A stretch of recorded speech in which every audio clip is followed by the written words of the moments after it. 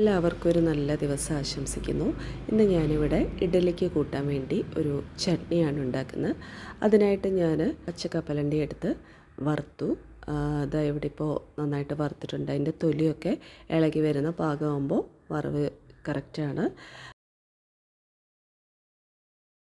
വെളിച്ചെണ്ണ ഒഴിച്ച് അതിലേക്ക് 3-4 വെളുത്തുള്ളി അല്ലിയിടുകയാണ്.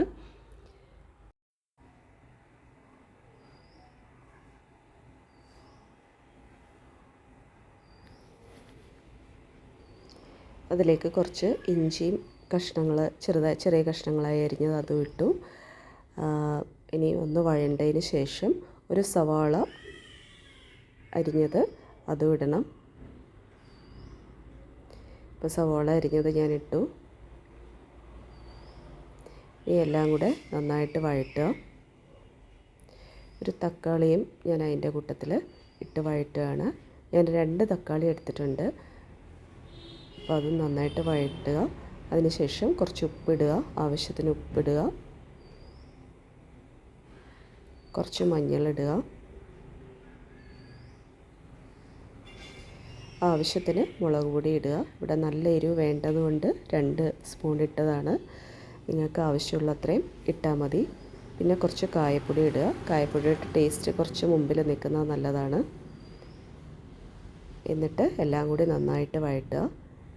ഇനി ഒരു പിടി പുതിനയില നല്ലപോലെ കഴുകി വൃത്തിയാക്കിയതാണ്. ഒരു അരപ്പിടി മല്ലിയിലയും കൂടി ഇടുകയാണ്. മല്ലിയിലയുടെ തണ്ടും ഇലയും എല്ലാം ഇടാം. എന്നിട്ട് ഗ്യാസ് ഓഫ് ചെയ്യുക. ഗ്യാസ് ഓഫ് ചെയ്തതിന് ശേഷം ആ ചൂടിലൊന്ന് വാടി വരും. എന്നിട്ട് നമുക്ക് ഒരു പ്ലേറ്റിലേക്ക് ചൂടാറാനായിട്ട് മാറ്റി വയ്ക്കാം.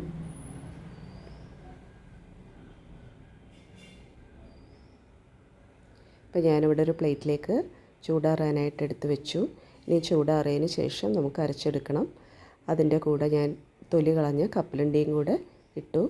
ഇനി ചട്നിക്ക് കടുക് വറക്കാനായി വെളിച്ചെണ്ണ ഒഴിച്ചു. വെളിച്ചെണ്ണ ചൂടായപ്പോൾ കടുകിട്ടു, ഉഴുന്ന് പരിപ്പും ഇട്ടു. ഇനി കടുകും ഉഴുന്ന് പരിപ്പും പൊട്ടിക്കഴിയുമ്പോൾ കുറച്ച് കറിവേപ്പിലയും കൂടി ഇടുകയാണ്. ഗ്യാസ് ഓഫ് ചെയ്തു. ഇനി ഞാൻ ചട്നിയിലേക്ക് വറുത്തതിടുകയാണ്. അപ്പോൾ നമ്മുടെ സ്വാദിഷ്ടമായ ഒരു സ്പെഷ്യൽ ചട്നി റെഡി ആയിട്ടുണ്ട്. ഇഡ്ഡലിക്കും ദോശയ്ക്കും കൂട്ടാൻ വളരെ നല്ലതാണ്. എല്ലാവരും ഉണ്ടാക്കി നോക്കുക, അഭിപ്രായം പറയുക, സബ്സ്ക്രൈബ് ചെയ്യുക. Thank you.